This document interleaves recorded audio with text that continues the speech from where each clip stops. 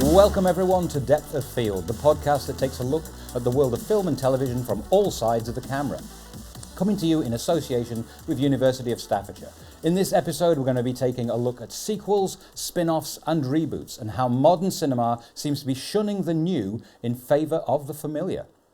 My name is Richard Amor Allan and I'm joined today by film academic and researcher Agata Lulkowska, undergraduate film student Taylor Smith, and independent film producer and staff's alumni, Lewis Smithard. Welcome to the sofa. We're going to start by having a little think about the main topic, sequels, reboots, and franchise pictures, and so on. Why is it that the familiar is so appealing to the cinema audience? Taylor? I think it's so familiar because people find a film that they really enjoy or a franchise, something that they've just seen and like connected with for some reason or just really enjoyed. So then people want to recreate that because they know that if they liked the first one, maybe they'll like a new version of it or a sequel to it because it's done so well. And seeing familiar things, I think, encourages you to watch it more because you enjoyed the first one. So you're more likely to enjoy it rather than starting something new. It's more comforting, I guess, if it's more familiar. The film industry and the cinema industry took a big hit during the pandemic. A lot of attendances have then struggled to recover after the cinemas were closed during the COVID-19 pandemic. And so do you think that from a business perspective, the cinema chains are being a bit more cautious with what they put out there to try and attract the cinema-going audience to part with their hard-earned money? Lewis? This is an interesting one. If you're talking about franchises and reboots and such, a lot of films in the development stages look at the markets they're going to be distributing to. So a lot of films that are made in the UK will look to domestic markets in the UK, so that's England, Scotland, Wales, Northern Ireland. They'll also look to places like America, Australia, other places like that. So creating a more generalised distribution strategy will open up more markets. As a result, you end up with like a more general sort of reboot or rehash of existing IPs. Agata, do you think that's a valid point? Of course it is, yeah. I think the whole idea of franchises and resets and reboots and basically remaking the same idea again and again in different form is quite interesting on many levels, and I'm sure we can unpack it and look from different angles. I think the first question he asked to Louise and Taylor was quite interesting as well, because this question of familiarity, I think works both sides. It works for us as audiences. It's quite pleasing to get back to something you like. At the same time, I see the risk of doing that because it prevents you from venturing to see films that you might not necessarily be comfortable with because you don't know what they are. And you might end up just watching the same thing over and over again. And I think for distribution, for producers, for cinemas, there's an obvious monetary benefit of presenting films like that again, because if I have an evidence that specific film was well received, the box office was quite good, there is a likelihood that the second or third part will do the same. And obviously, it is, at the end of the day, a money-making machine, film industry, and it benefits everyone. However, I have to say there's lots of potential risks also in terms of creating a wider division between mainstream, or what becomes more mainstream cinema right now, and things or films which are not following that kind of pattern. But more about it later, I guess. You touched there on staying with what is familiar and what it feels, safe. And there's been a rise in what I call nostalgia screenings, where cinemas will re-show old films that have got like anniversaries coming up, or they'll pick something from just say the heyday of cinemas, like the Indiana Jones original trilogy recently went back into the cinemas on limited release. We had the 50th anniversary of Jaws, so Jaws was back in the cinema. And the Star Wars anniversaries, whenever they come up, they go back on the big screen. And I'm just as guilty as anyone else. I'll go and see them, even though it is a film I've seen hundreds of times. Is there an element of playing it safe with these nostalgia screenings, or is it giving the public what they want? Agata? I do think there's definitely more to that. I just came back from London Film Festival, and I watched Pierrot le Fou from Godard from the 60s, and it was such a great experience for me to see it for the first time on big screen. Of course, I wasn't here in the 60s, so I didn't have that opportunity. And yes, you have to go to special screenings to do it. The same with films like, so many of them, you've named some. I think there's something special in terms of watching an old film in a new setting very often, and that's what you talked about in previous episodes of this podcast. They're restored, they're in better quality, and I think this cinema experience is just another part of what cinema watching and film industry is, and there's definitely something special about it. So I think it's not just feeling guilty about just watching something for the nth time. I think it's about new experience, and perhaps sometimes if it's part of a festival, you also have a context of it, discussions, and I think it's a wonderful thing to do. Taylor, can you understand the allure of watching a familiar film but on the big screen for the first time? 100%. I love the nostalgia screenings. I think the first one that I went to myself was for Jurassic Park. So when I saw that was coming, I was so excited because I was like, I've never seen that on the big screen before. So I think it's great, a great opportunity to be able to see films that you haven't before, because films are made to be watched in the cinema, on the big screen. So I think they're a great idea. I watched Interstellar as well, so it's just all these films that I just weren't around at the time to see. I think they're showing Back to the Future soon, so I would definitely be going to watch that. I think if I can just add something, it's like going to a gig and listening to a song you've heard so many times on your phone. But seeing it live is never really the same, so I can see some similarity, which I agree. Yeah, definitely, yeah. Because there's a difference between listening to the music and then feeling it. Yeah, of right? course, yeah. Lewis, would you say, therefore, that going to a nostalgia screening for a film that you are familiar with, you've seen it on the small screen, you've seen it on the big one, is there also that shared experience similar to being at a gig? You're not just watching it for yourself, but you're with a huge group of people watching the same thing? Yeah, a huge group of people watching the same thing that you all enjoy. So you go in there to basically meet an extended friend group. So, yeah. Even though you're not supposed to talk to other people during the film? You're not meant to, but I'm sure there are plenty of people on their phones and watching, having popcorn. Talking about live action remakes, though, that seems to be doing the rounds a bit. We've had live action remakes, and I use the term loosely because live action remake of The Lion King, there's so much CGI and stuff going on in there. But we've seen live action remakes of The Little Mermaid, we've seen live action remakes of How to Train Your Dragon, which again had me scratching my head because I'm fairly sure that the dragons are CGI in that one. But why is there an appeal of remaking something that worked in an animated form? Why do we need to see it in live action? Taylor? I think it's kind of nice to be able to view, especially if you love that film, I think it's kind of nice to be able to see it in a different form, or you're getting more of the content that you love. If you love that film, it's you get to see it in a different way. It's just more of it to enjoy. But I know a lot of people are really against them, especially with the How to Train Your Dragon one, because they feel like it takes away from the animated film, which obviously do not want at all. But I feel like I'm not as against it as some people, because even though obviously it's CGI dragons and stuff, it's fun to see it in a different way, and seeing it being acted by real people. I think it's probably much more limited. Obviously, you have a lot more freedom with animation, but personally, I think it's just a nice way to get to see more of the thing you love, just in a different way. Lewis? Yeah, I guess it's the same thing as when you go to watch a theatre show, right? You got a film that was made. In fact, I went to watch a theatre show called High Fidelity, which is based on the 90s film of the same name. That film was actually quite serious, but the theatre play twisted it into a comedy, right? So I think if you're taking the original idea and you're playing a new spin on it, then it might attract new audiences because it's basically new media. But I know you're talking about How to Train Your Dragon, and from what I've heard, I haven't seen it myself, but apparently it's just a carbon copy. I'm not sure whether that's right though. Yeah, it was pretty much the same one. Yeah. Yeah, so I don't know whether that's just a cop-out. I think that would kind of, even from a creative aspect, there's no real extra thought going into that. It just seems like, it's like a remaster. There's no reinterpretation of it, it's just... Reinterpretation. Yeah. I would say there is a live-action version of Moana in the pipeline, with Dwayne "The Rock" Johnson playing Maui just as he does in the animated version. Right.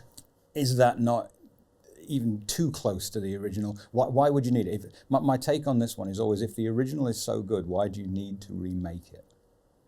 Lewis. Why do you need to remake it if the original is so good? Ooh. There's a lot I want to say. I suppose the people that are currently making the decisions around these aspects aren't the types of characters that probably should be. I don't know whether that makes sense. So it's like, my dad is from a scientific background, and when he was working in science, he'd have managers that weren't scientists telling him what to do. So I don't know whether this is the same sort of aspect where you've got a bunch of filmmakers that know exactly what they're doing, they know exactly what the films will portray, what will work and what won't, but they're being managed by people who probably don't. I don't know whether that's an aspect, but yeah. Agata, you got any thoughts on that? Yeah, I'm gonna bring music again to these discussions. Like, you think you have covers of different songs by different artists. Sometimes it's nice to hear it being sung or performed by someone else. If you think about classical music, it's even more similar, because obviously there's no necessarily a different voice, and really you have to follow the notes quite closely. It's an interesting question. In terms of films, as I was preparing for our chat today, I was thinking about different examples of films that have been made and remade so many times, and just the most obvious thing that came to my mind was Dracula. We've seen it from the very, very beginning of the cinema in so many iterations. We've seen it recently. It's the same story, but if you think about it more profoundly, some of those films are horror, some of them are comedies, some of them are romance movies, some of them are dramas, same kind of principle. So I guess the question is really cinema and storytelling is just talking about the same universal things over and over again, and sometimes we make it a little bit different, and different versions vary. Sometimes they're almost exactly the same, and we look at more at aesthetics. With one of the reasons why I presume you would like to remake an old movie is because if it required some kind of, different universes or something that before couldn't be made so easily, so you had to use, more simple ways of achieving that. Today with, CGIs and VFX, it's just a bit more doable. But at the end of the day, we all talk about things like belonging, like hopes, like love or sadness or loss. This is all about the same. So I think it's just a question of what is needed in a given time, and how you can achieve it, and what aesthetics, acting, all the aspects of cinema can respond to that in one way or another. So it's about trying to make a human connection with what you see on the screen. I really think it is. Yeah, is not all art about human connection? Any kind of art? And do you think that's why people resonate with it and they're attracted to the familiar, going back to what we were saying earlier on? I personally am not attracted to familiar. I'm a bit controversial with this. I am, but I really prefer to watch different things and new things. I really think that if we don't do this, as I said, it takes away from being adventurous and exploring things. So I prefer to avoid the kind of repetition, but at the same time, I do appreciate that it's quite comforting at some point. Like if you have a bad day, you really want to watch a movie you've seen many times on a version of it because you're gonna like it. So, but it is, yes. A short answer to your question is yes. If we're living in an age where money is tight and people have to make decisions about what they go and see, especially, say, you've got to take the whole family to the cinema, would you say it was a fair argument to think that people are going to play it safe with their choices of what they're going to spend their hard-earned 30, 40, 50 pounds on to go and see on a Saturday afternoon with the kids? Taylor? Yeah, definitely. I feel like in that scenario, you're definitely more likely to see something that you think you're more likely to like. And I think especially if it was like a family, I feel like Disney is doing a lot of remakes at the minute, and especially the live action remakes, so they're much more likely to take their kids to see something like that rather than something new, because they know they're much more likely to enjoy it. Lewis? If it was a nostalgia screening, then yes. I think, not sure about remakes though, not too sure. Because I've noticed that with a lot of the remakes that are coming out at the moment, they're very superficial compared to the original content. I mean, if you look at what the original content was based off, it's very in-depth. There's a lot of research that goes into it. I mean, if you were to take, I don't know, Ghostbusters, the people that wrote that, they were involved with I suppose, the spiritual aspect of the afterlife and stuff like that, really heavily informed the show. So if you were to then find a remake made by people that are, I don't know, fans of the original, but not quite understanding the backstory behind it, that could damage the actual intent behind the content. Is that not arguably what they did with the Melissa McCarthy reboot, where they had the female Ghostbusters? Melissa McCarthy. Oh, that one. Have you forgotten that existed? I did. That's an interesting one. Yeah, because that's probably what did it. Because I know they came back and they remade Ghostbusters and they started the franchise back from with the original cast, right? And followed it on from there. But even those updates, even that logical progression from the original shows, they're different, right? There's something different about them. So I think there's a problem when it comes to playing it safe and, trying to really define what works in the film, because it becomes stripped of all these really creative aspects, and it becomes more and more formalized, and you end up just having a very rigid idea of what sells and what doesn't, and that's a problem, because it's just becoming not familiar, it becomes repetitive in a perhaps slightly unhealthy way if you overdo it. So there is a risk over there. So this balance between, the comfort of familiar, but also just really doing the same thing over and over again, no matter what kind of film we're watching. I think this is what I feel we're heading slightly, and this is why I'm slightly reluctant to perhaps engage in with this kind of movies. Yeah. I mean, Taylor, you mentioned earlier on that you saw Jurassic Park on the big screen. Mm-hmm. Does your love of that film extend to the Jurassic Park, Jurassic World, here we go, another Jurassic film? There's now so many of them. Does not an output of that level dilute the franchise? I don't think it does anything to affect the original film, but I think as a franchise as a whole, definitely, because I did watch the new Jurassic World when it came out. I remember seeing the trailer and thinking, oh, it actually looks like it might be good, and then you watched it and it was just like, oh, it's just another... It just felt very repetitive, and it wasn't as good as the original, which I didn't expect it to be, but it wasn't very good. I think there's been a couple in the whole franchise that have been they're good, nothing compared to the original, but they're still good. But I feel like, especially with the most recent one, it just feels repetitive, and it doesn't feel very, very entertaining anymore. See, that's actually an interesting point.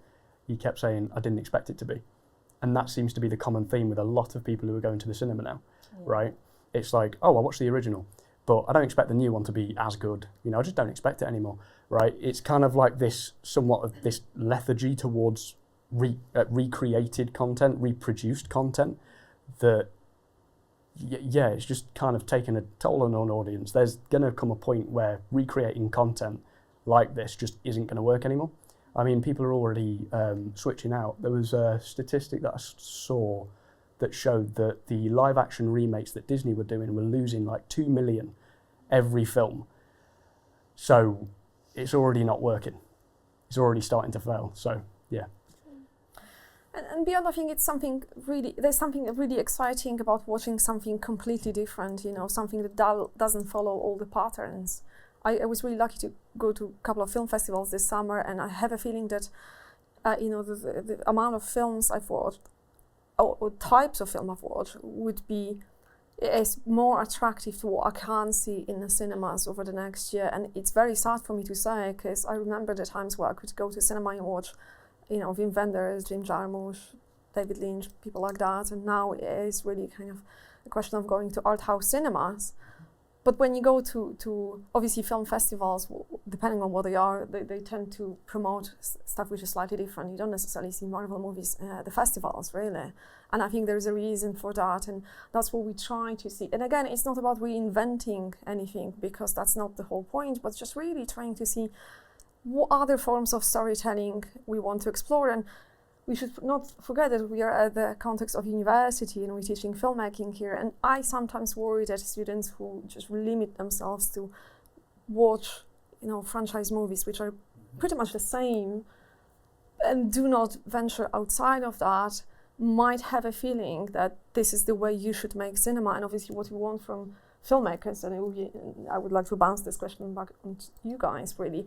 You want to think differently, or at least try to explore what that means to you. If you just try to replicate something which has huge budget and it has a very, very strict formula, that's probably not what we want. So I think it's quite interesting that we're having this conversation at the university. So I'll be interested to see what you think.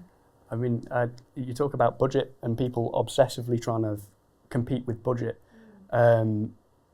Everyone's trying to look for the polish that you get with large cinema films.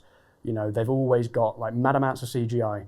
And I've noticed that even with myself, when I started this course, I was always trying to create ideas that were just way too big, because I've been surrounded by, I suppose, the culture that had been generated within the film industry of, you need CGI, you need big films, you need this.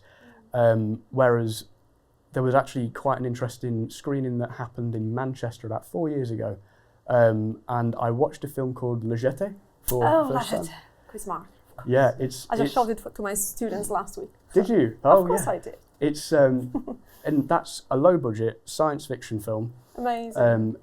Yeah. Mostly still images. There's that one shot in there that is moving image, but you get that feeling throughout the entire thing that you just, I don't know, you can't quite explain it, but it's there. It's amazing, yeah. It is. It's also again, thinking about sci-fi movies, because obviously we're talking about CGI right now on big cinema. Think about Tarkovsky, and this kind of sci-fi that uses your imagination, which uses no CGI whatsoever. There's this misconception that big money, big budget equals good film. I really don't think that's the case. It doesn't mean that good money cannot make your film look better. Yeah. We cannot confuse these two things, right?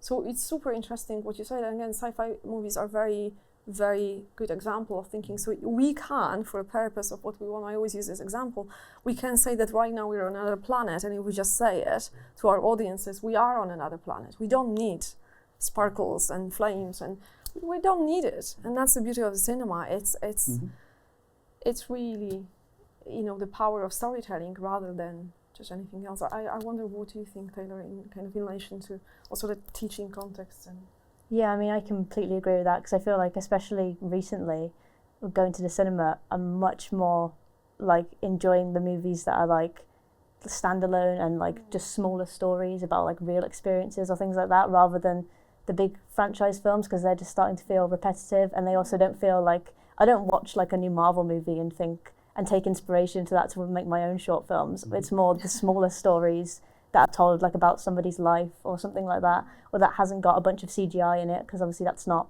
achievable for me right now. But also they're just better at the end of the day. They're just more entertaining, especially recently, because it's just so, especially with like Marvel, so many films coming out and they just feel like the same over and over again. It's just not as appealing anymore.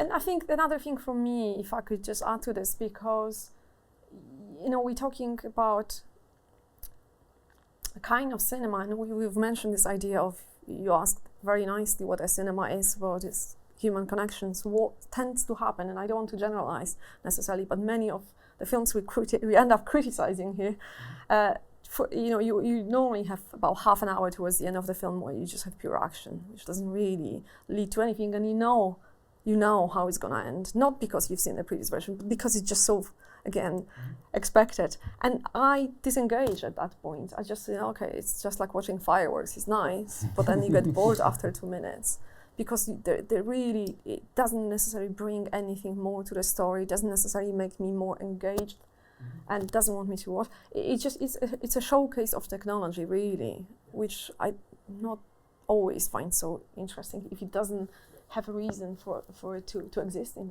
a movie. I guess it's like they've misunderstood the reason for having cash. Exactly. It's like money polishes, it doesn't generate. Oh, absolutely. So, Absolutely. like, if you want to generate something, you have to pull in several different bits from all over the place to create something new, Yeah. right? Yeah. So you were on about sci-fi before. You know, you can just say they're on another planet and they'll believe it. That was basically all of original Doctor Who. Oh, absolutely. Right? Absolutely. You've also got the other sci-fi shows at the time, like The Stone Tape. You've got Asphyx. You've got all of these different films, and all of them are definitely sci-fi, but none of them had massive budgets. And for you as a producer, this is Yeah. the way, and that's also another thing I try to teach as well. You can tell the most beautiful story with very simple methods. Yes.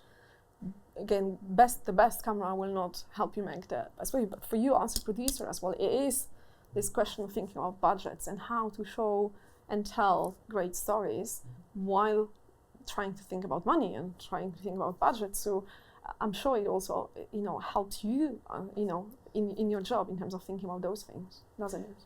I guess it does in terms of creating the content, but distributing the content is a thing that you then have to start fighting for, because a lot of the budgets from these massive corporations are split between, chuck CGI in there and then sell it.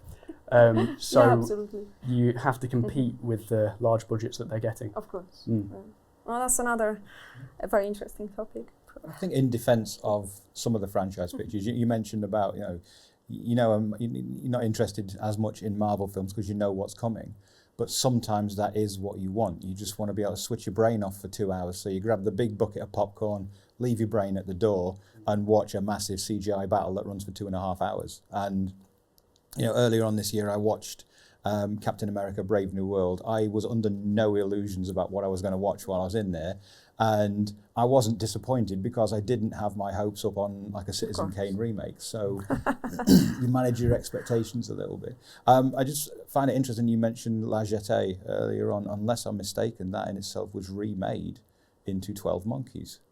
That was the inspiration behind 12 Monkeys, the Brad Pitt, Bruce Willis film. So I'm going to go do some research. And if it turns out that's wrong, this segment is being cut. Okay. Right. But to bring things to an end, we've talked a lot about reboots and sequels and remakes and stuff. If you were given an infinite budget, a clear slate, and told we want you to remake any film from the past, what film would you remake? Taylor, let's go to you first. Oh, that's such a tough question.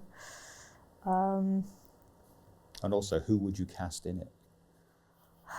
I was trying to think of like an older film that I really enjoyed that I'd like to see remade, but It doesn't have to be an older film because we're getting remakes now of films that aren't that old. Mm-hmm. I mean, there's a new version of Kiss of the Spider Woman coming out, and the original for that is only 40 years old.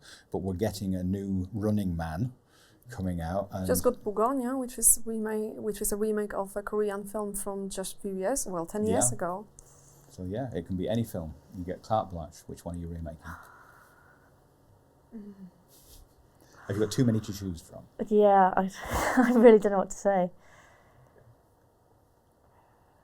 Shall I go to Lewis? Yeah. Lewis, what would you remake if you had infinite budget? You can cast anyone you want. What do you remake and who do you put in it? I think you're going to have to cut this too question. many. God, this is fun.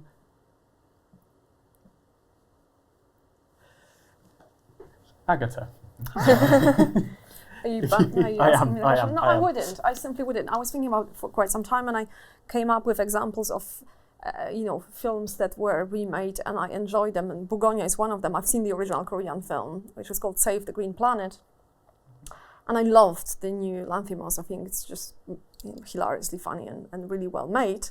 It's exactly the same story, and the remade just gave this really kind of polished look, and it made the film a little bit more kind of expanded, if you like, in terms of what you show and how. And I was also thinking about Dune, so I was thinking about David Lynch, and obviously the latest the new technologies that Lynch didn't have access to, obviously CGI made it look better, Whether this is a better interpretation of the book, I don't know. Maybe yes, maybe not. This is not for me to say. But when I think about me deciding, well, this is the film I would like to see later, I don't think I have an answer. I think it's an impossible answer, and you witnessing is why. Because if we have a film that we didn't like for whatever reason, why would you want to remake it?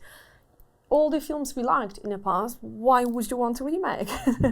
So again, the only example would be if there is a great story, a film which was a great story, it kind of lacks budget for some reason, and maybe this new technologies, if we are to use an example of, you know, a sci-fi, for example, could add something, but I cannot possibly think of an example. So I think that's the answer in itself, that none of us can come up with a title to give it to. Do you have one? No, and for that exact reason, I've always believed if a film is good enough that you'd want to remake it, re-release the original and let people enjoy it. So you basically had a tricky question for all of us. Very much a tricky question you went on. I think with the exception of where remakes are done in a different language, if the original language is not English, and I found that can sometimes work because it brings the story to a wider audience. Well, Bugonia, here it is. The Girl with the Dragon Tattoo, it was remade into English, and it was a more polished film than the original, but the original just had that originality about it.